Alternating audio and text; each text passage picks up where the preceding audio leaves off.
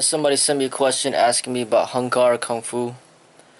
I'm gonna give my feedback about my experiences with that and what I think about it. I'm gonna say Chole Fut Kung Fu and Hungar Kung Fu. I'm gonna give my feedback of both of those together. To me, I think they're very similar. Um, the way their movements are and what they teach. I think it's a very effective system. It's a Chinese-based system, and it's a lot of low stances, developing a lot of strong foundation, which is basically important for all athleticism.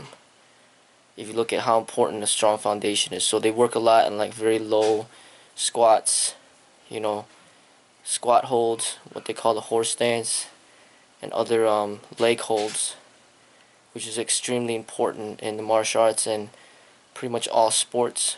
It comes from, that's the foundation. You look at how important it is for football and basketball, baseball, tennis.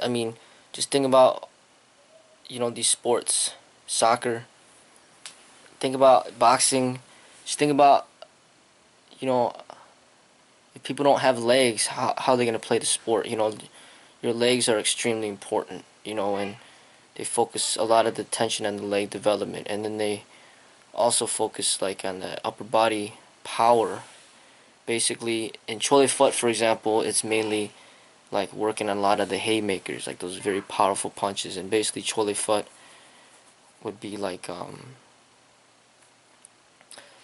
would be similar to like the haymakers in boxing, like perfecting the haymakers, like the deadly blows that really knock out the opponent. And Hungar is similar to Chole Foot.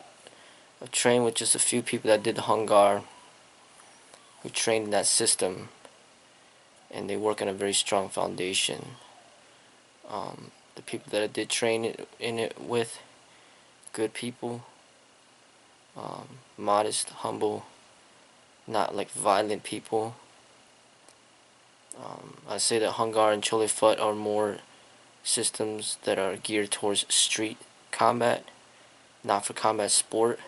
The techniques are most effective in street combat, and they can't really be much, they can't really be modified for combat sport, because once you put gloves on, especially big gloves on, techniques become not as efficient. Especially for Chole Foot, the techniques are mainly very effective, when you're dealing with multiple offenders, multiple attackers.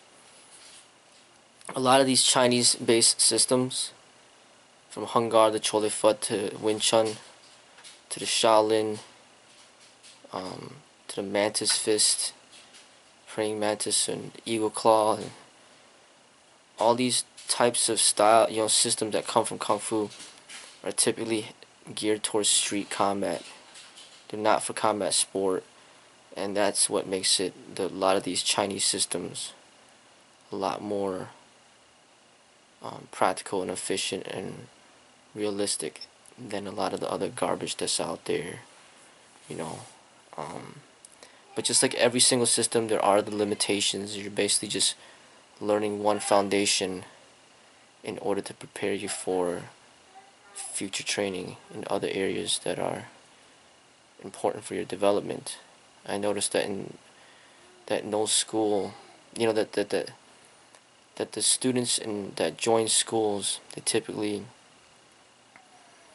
people that come in and out of the schools are not there for long term, so they don't really have much time to learn, the entirety of the martial arts. They only got like a few months or just a few years, and that's why you got all these schools that specialize in just one aspect of the fighting,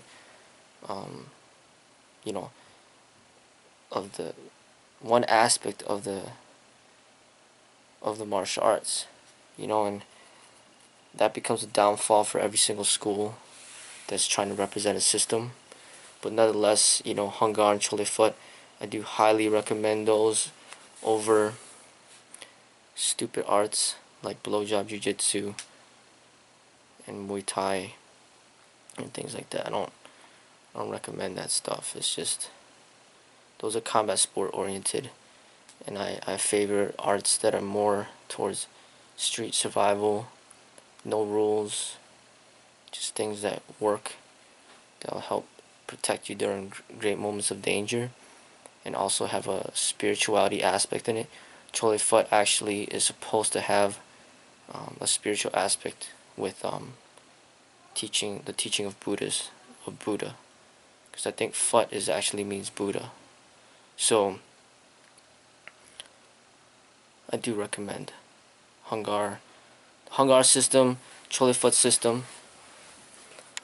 I do recommend it if people have that opportunity. You're not going to be able to find it out there though, not easily. Most of the stuff that you find out there that are highly commercialized, a lot of it's just not worth learning. So, but either way, if you have the opportunity, I think it's worth it, and that could lay a good foundation for you in order to move forward, to learn more, and to not limit yourself to just one way and one system, but to eventually find your own way in the martial arts and come to the realization that there is no such thing as a system. There's just your expression in the martial arts and your ability to defend yourself when needed.